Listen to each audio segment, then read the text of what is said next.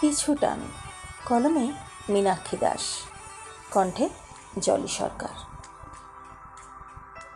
প্রতিটি ফিরতি পথে পিছু টান থেকে যায়, হয়তোবা এরই নাম মায়া।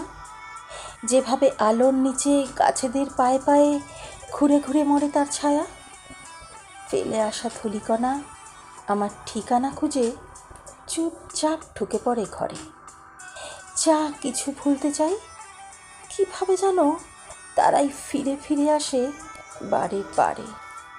আমরা কোথাও যেন একে অপরের সাথে বাঁধা আছি, কোথাও কিছু একটু এগিয়ে গেলে সেই টানে কত কী যে চলে আসে তারই পিছু পিছু।